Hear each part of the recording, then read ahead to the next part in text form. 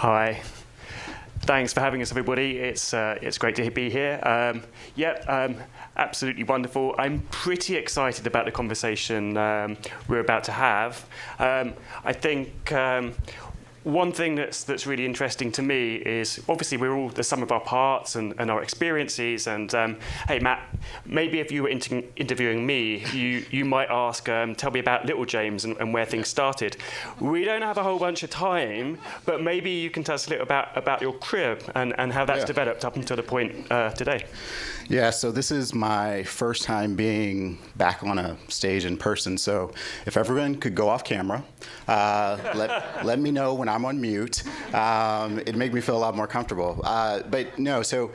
I like to think of myself as an onion and layers to me, and I think it's helpful to start there because then you understand why I do what I do. So first and foremost, I'm a mama's boy. I think there may be a few of you out there as well, part of that group, because my mom was my superhero. Growing up with a single mother, she born in Detroit, she moved us to Indiana. I had no idea why, but it ended up being the right decision for her, right decision for me, and I'll talk more about that in a few. Secondarily, I find my way to California at one point, met my wife, who's an entrepreneur, female founder, and to see what she goes through on a daily basis of what actually happens for women business owners and entrepreneurs is just phenomenal to see the grit, the resiliency, the stick-to-itness that she has to have, and still to not get what is equitably should be given to founders is something that I take personally, and then we'll talk a little bit about what I'm doing to hopefully help with that in the day gig. Secondarily, I'm a girl dad. So I have a 14-year-old and a 3-year-old. So every day someone cries in my house, and usually it's me, because there's a lot of emotions. But our dog is a boy, so we hang out a lot. And then as James was referencing, I'm a podcast host, so I get to talk to people and hear their stories. My podcast is called What's Your Story? It's a question I've been asked my entire life. Usually it's done tongue in cheek, but I found a way to turn it into something I think is a platform that shines a light on other people. And then lastly, I'm a curious marketer, so very similar to a lot of you out there. I've spent my career just trying to understand what makes people tick. I started out my career at P&G, working in deodorants and convincing people like yourself to buy $7 deodorant. So I think I can sell anything. But then I moved on to the agency side where I worked at Publicis Group in a group that was really focused on seeing around the corner and trying to understand this thing called digital and helping brands understand digital, video gaming. It was, I don't even think we had social media at the time. I don't even know what we called it, interactive media, and so on and so forth. And then I found myself coming back client side. I did a quick stint at Intel, which brought me to NorCal, and then found my way to Visa about 8 years ago. I've had a number of different roles. I currently head up our brand partnerships and advocacy team, which we'll talk a little about what we're up to there. Yeah, exactly. And so people obviously play a huge part in everything you do. Well, and the dog for more support, of course. But when you interact with people and the people you've met over your journey, those interactions, those things that you take, how have you sort of built them and shaped them into something that's helped you be who you are today and do what you do? Because I think this is fun. Yeah. So I have two hypotheses in life, and you guys can tell me if they make sense to you in your own lived experiences. But one is empathy is only created through proximity. You can't have empathy for something you're not close to. And I think a lot of times it's really easy for us not to be close to things, so then we don't care as much about them. And that's where we get into a lot of conflicts in terms of being closer connected. And when you think about marketing, it's really about building communities. Communities are built on empathy. The second piece is, in order to almost hack proximity, I believe storytelling is how you hack proximity, hence the way I introduced myself. You know a lot more about me. You probably feel a little bit closer to me now based on what I just shared with you versus just giving you this fancy title that we'll talk about what it actually means, because you're probably still like, what does he do? And I think proximity through storytelling is important. So even James and I, when we first started talking, if you look at our LinkedIn or if you looked at kind of what makes us up, you may be like, what would they have in common?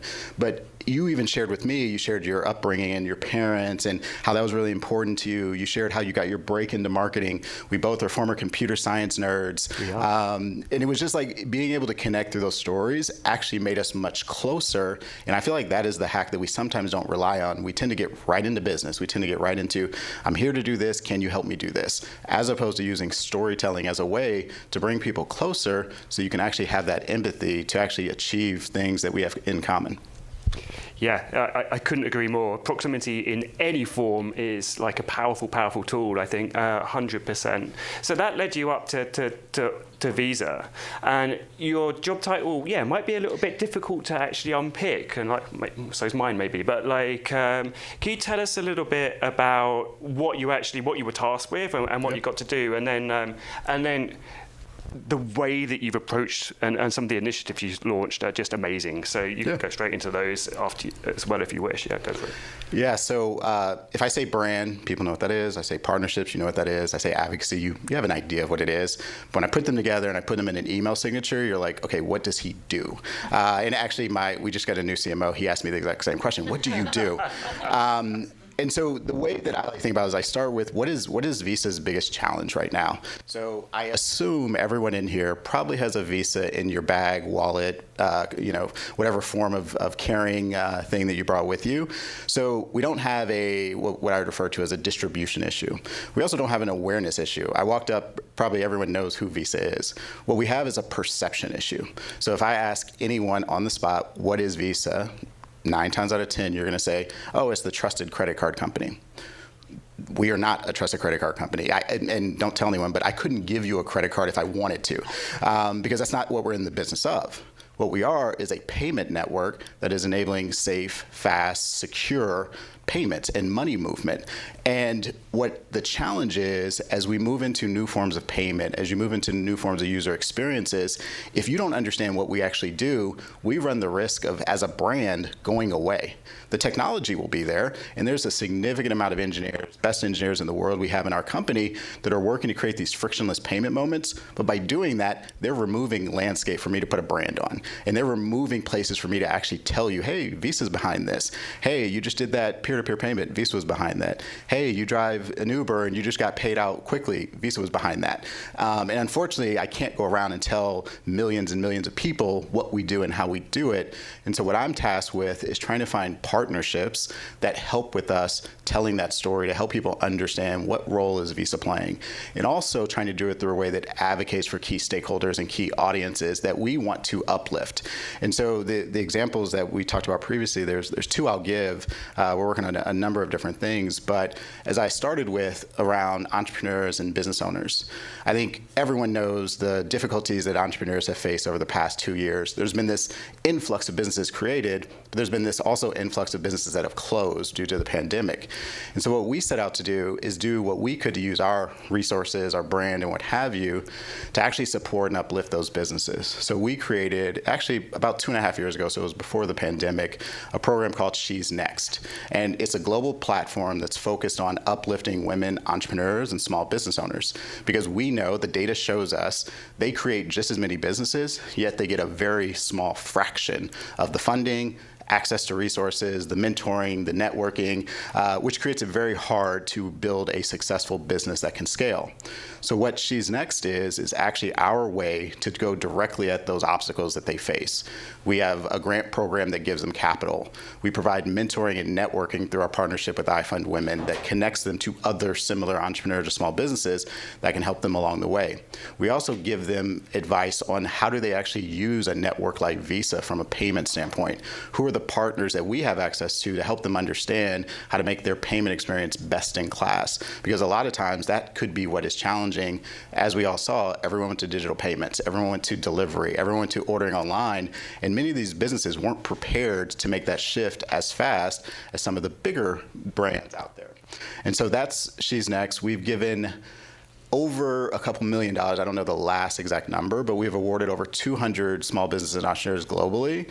We actually just announced a program that is touching 4 markets in the Middle East and North Africa, and it's a first of its kind in that region. We're going to announce winners of our Vietnam program that will be wrapping up hopefully in the next week. And so it's something that I'm just very proud of, because I had the opportunity to actually sit in these, they were Zoom calls, where we actually told them they were winners, and to see just the excitement and the joy on their face when you tell them that they won a Visa She's Next grant, it's literally the highlight of my career.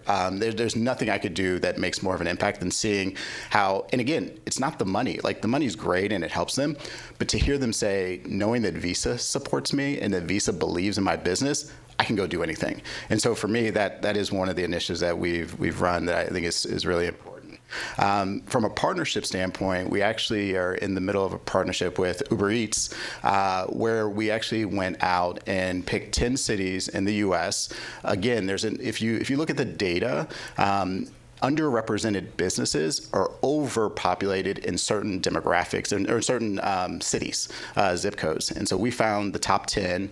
We're partnering with Uber Eats to give $1 million of grants to 100 businesses in those 10 cities. So that's the first layer. The second layer is we then ran a co-marketing campaign, which incentivized all of you, if you were on Uber Eats, to go out and shop at your local business. So it didn't have to be the 100. It could be any local restaurant. We incentivized you to do that when you use your Visa. And we're now going into the phase where we want to tell their stories. So again, back to my point around storytelling. You can't be close to something you don't understand or have proximity to. So we think it's important to really show the resiliency of these small business owners. Again, a focus on underrepresented business owners and restaurants to make sure that people understand what did they go through during the pandemic, and why is it important that you go to that restaurant versus potentially going to a chain or going to something that's a bigger, more well-recognized. And so that's another one we've recently, we're in the middle of, I guess you could say. Yeah, very hugely commendable. It makes a big difference, and it's something we all need, like, right now. Like, I'm a little bit curious though, and maybe a little bit of a rogue question, but when you're pitching these ideas to management, or the process that you have to go through there, is that an easy task? Do you have to outline how that aligns to immediate business objectives, or is everybody, how's that kind of come together for you? Well, nothing's easy. Sure. They say if it was easy, everyone would do it. No, I'd say that part is not as challenging, because we have made public commitments to small business and entrepreneurs. So, when the pandemic started, we came out and said we want to help 50 million small businesses globally become digitally enabled, because we knew that was going to keep them alive. That was going to help them thrive and move beyond. So we are supporting that larger commitment, and we're doing it in a way that is taking the best of what we can do and finding what our partners can do to really elevate that. So as long as it is tied to, I think, some of those larger commitments, it's usually a pretty, I would say, it's a relatively straightforward sell. I won't say easy.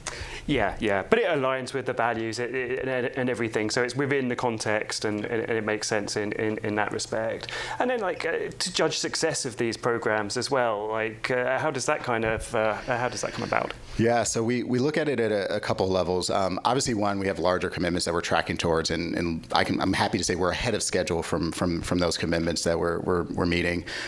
We also look at it as what's the ripple effect, because again, we are a network, and so when we can use our network to create that network effect, you think about small businesses are the biggest employers out there. They outnumber any other. So by keeping them afloat and helping them thrive, we see there's a secondary ripple effect that helps in those local communities. There was a program we ran in partnership with our U.S. marketing team, where very similar to our She's Next and similar to the Uber Eats partnership, where we were really focused in on Black-owned businesses.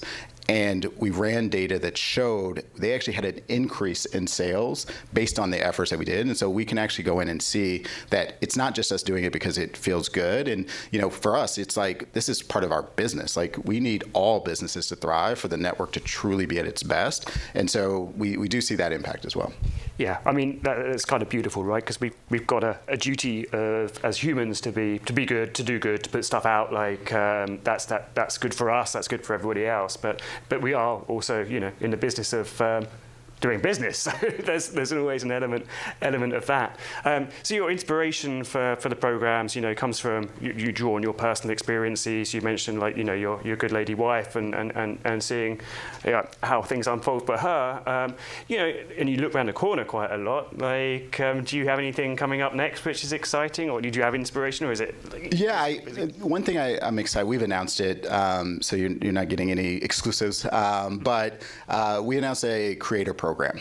And what it is really targeting is looking globally at NFT creators. Because if you think about what that technology has done, is one, is democratize access. Two, it's literally going to create a booming industry that all of us, may be thinking about participating in or will participate in the future.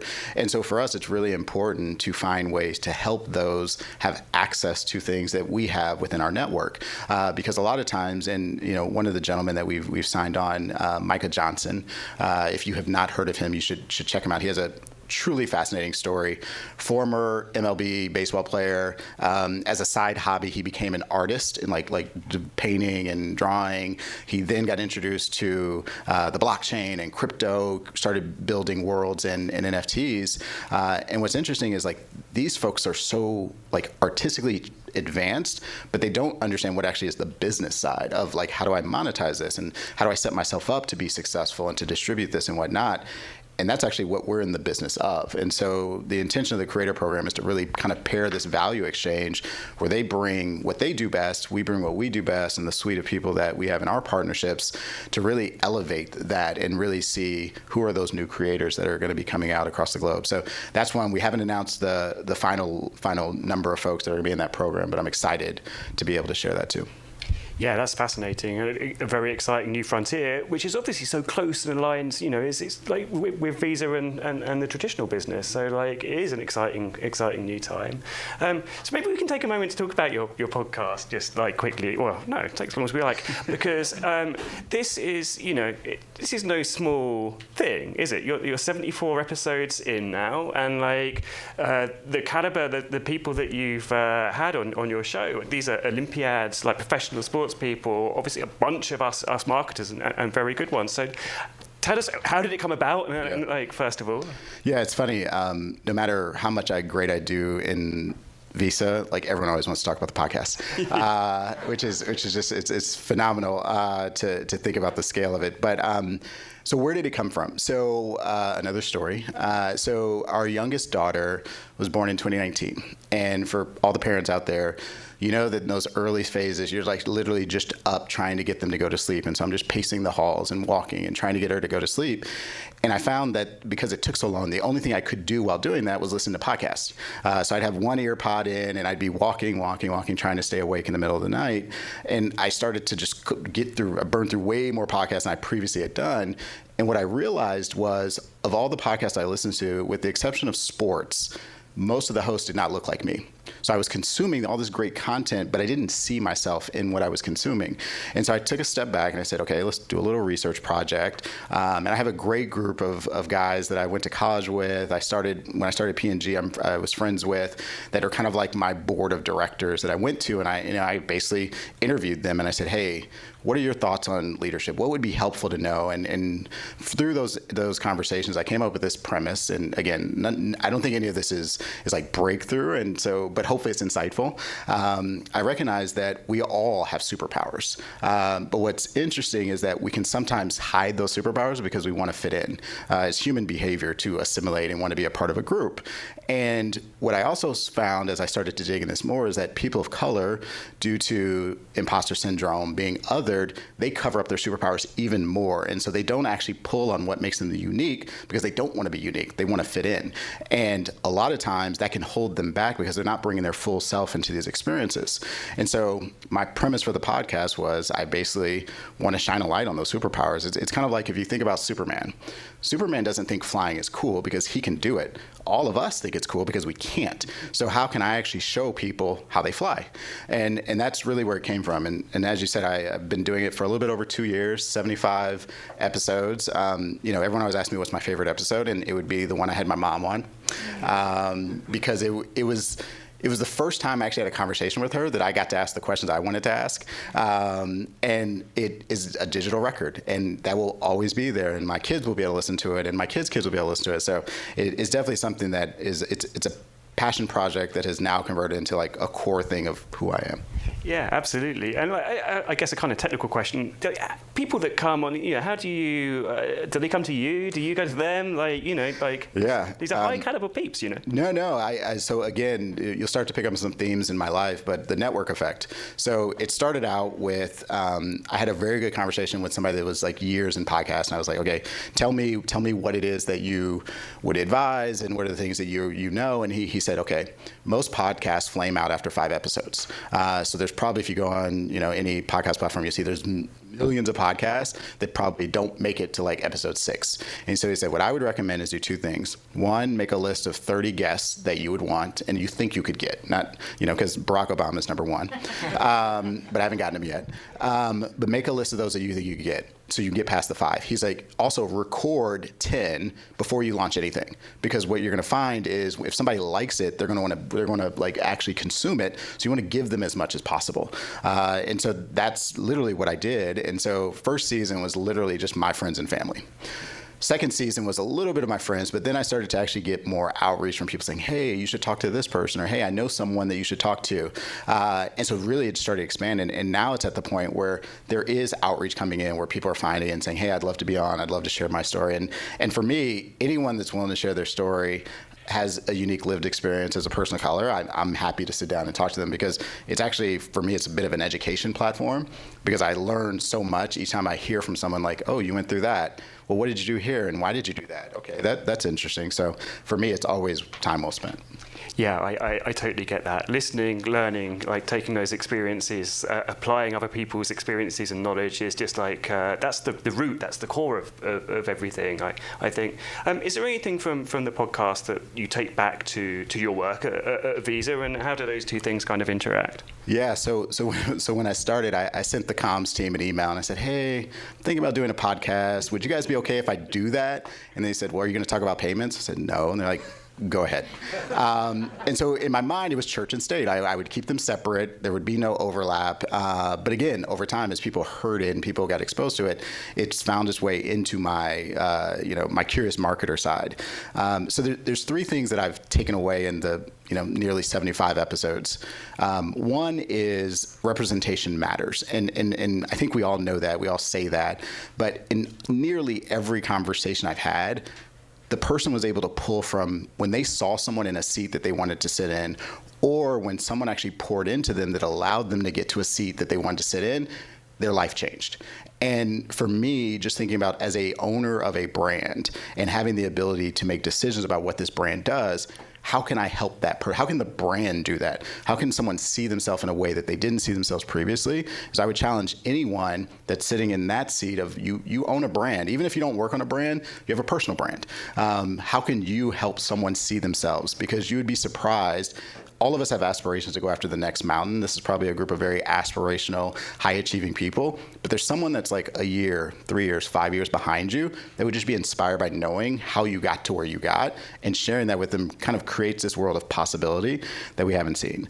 The second one I'd point to is this idea of consistency. So literally, I put out a podcast nearly every week. I take breaks around the holidays, but consistently doing the work. I use Canva every week for my promotion and all my assets, and I love all the integrations into all the podcasting platforms. You guys did an amazing job there.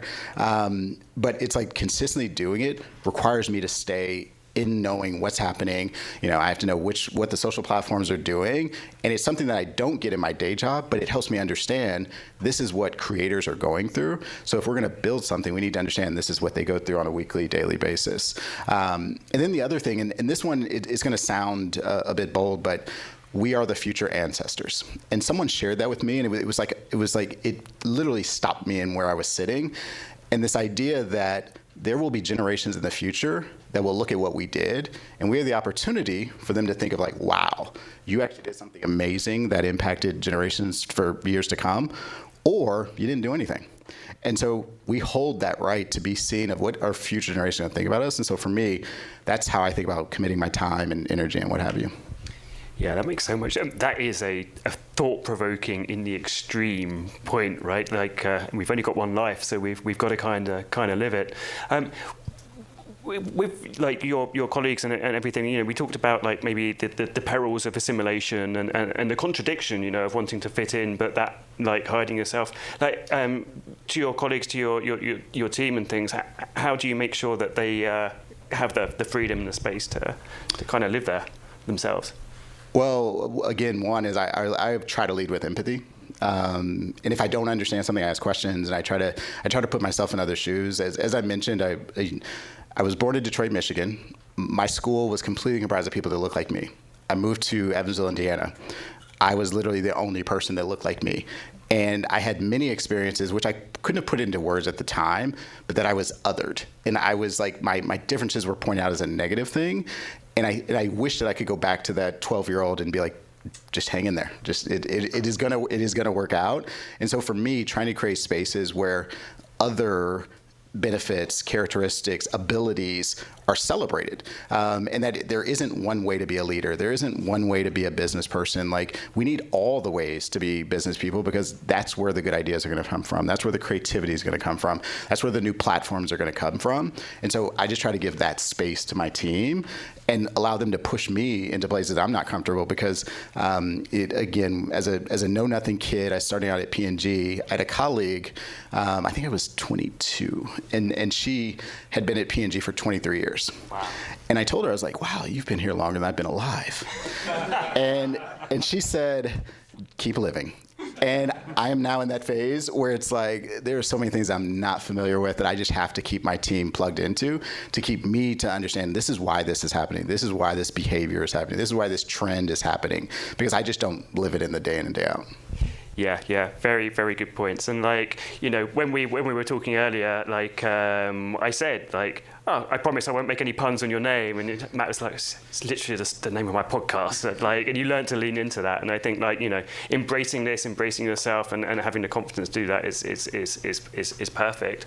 We're coming up to the end of our time, and like we might be able to, you can open up to some questions. But just before we do that, I mean, this has been peppered with really good bits of insight and kind of advice. But if there's a few other like takeaways you give to marketers, maybe even those, I mean, we've got a room full of like really established and top tier looking folk, but like, you know, maybe to anybody not starting out, but things that you know are good to build on. Like. Yeah, so I always describe it as like it's holding sand in your hand. So let go what you don't need, hold on to what you want to.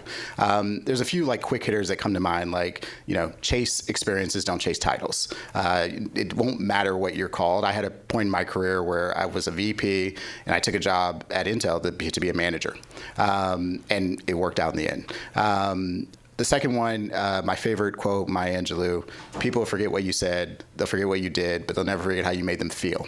And so just trying to keep that in mindset, no matter how bad of a day you're having, when you touch someone's life, you're gonna have an impact. You know, if you have a team, their families know your name.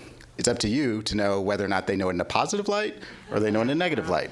Another one is just the idea of finding your purpose. So my purpose is I want to be a consistent force that enables my tribe to be better. That is my filter for everything. That's a filter for where I spend my time. That's a filter for what I sign up for. That's a filter for whether or not I'm going to be at peace. And so I would encourage anyone that hasn't found their personal purpose to spend the time and the energy, and if you have the resources, the money, to actually figure that out, because it makes everything so much easier. You will find yourself drawing and pulling in things that are aligned to it. So those would be my three. That's awesome. Matt Story, everybody. What a legend. Right. I think we've got, if my watch is right, maybe a couple of minutes. Are there any questions for Matt? I have a question. Can you share your name and where you're from? Oh yeah, I'm Susanna. I'm from San Francisco, and I work at Video. I don't know if I missed this, but is your last name actually Story? Yes. For good or bad, yes. That's it. Thank you. Questions, yeah? Yeah, hi, I'm Ryan Richardson from Quantcast, just down the street. So it's awesome to hear about your advocacy work with Visa and the stories that you're elevating. In my understanding is here in the U.S. I've been really interested in microfinance and how that elevates particularly communities of minority women in various places in the world. I'm just curious, like, is Visa involved in any of that as well, or is it all domestic? Yeah, so my role is global. Some of the examples I just shared were U.S., but we are doing a couple things across other markets. But yes, we are. It's probably a longer answer than I have time for, but we do have various things like accelerator programs where we're working with a lot of those fintechs that are providing those services to help them get to the place where they can scale and be able to provide those solutions. We just created an Mdi Accelerate Program, which is really focused on institutions that disproportionately help underserved communities, and it was a financial commitment to really help them kind of get to that scale, because if you invest in them, they're able to invest in more of those businesses and entrepreneurs, if you will. All right, one more. Right here. Jennifer Fay, here in the Bay Area, Media Monks. I just got a question. In this world where you are balancing what you're doing professionally with Visa, and you spoke a little bit to this in terms of Visa signing off when you're doing the storytelling and podcasting work. But this level of storytelling requires a great deal of vulnerability and truth-telling to make the content compelling and important. How do you balance that with how you need to show up at work with, you know, good boundaries, a level of professionalism, and what you're trying to go after in the storytelling work? Yeah, I mean that's the pivot. Recognizing that in order to be a good leader, you have to be vulnerable, and knowing that I have to be able to like the stories I share with you are, you know, there are things that I don't know I would have shared 20 years ago. I wouldn't have shared I came from a single mother. I wouldn't have shared many of the things that have been I thought of as challenging, but actually they're strengths, and that's why I can do what I do. And so I think individually you have to come to a point of confidence in knowing those things that you may not want to share and hold tight, you actually need to let go of because it is holding you back. I think as a brand, it's really about what are those vulnerabilities you have as a brand that actually make your strength stronger. So I can say without a doubt, we do not move as fast as startups, but we can create programs that partner with startups so that we can take advantage of their strengths and use our strengths of trust, a network, partnerships, the global scale to really take what they do well and go to the next level. So I think it works on the personal and professional level. Excellent. Matt, thanks again. Thank you.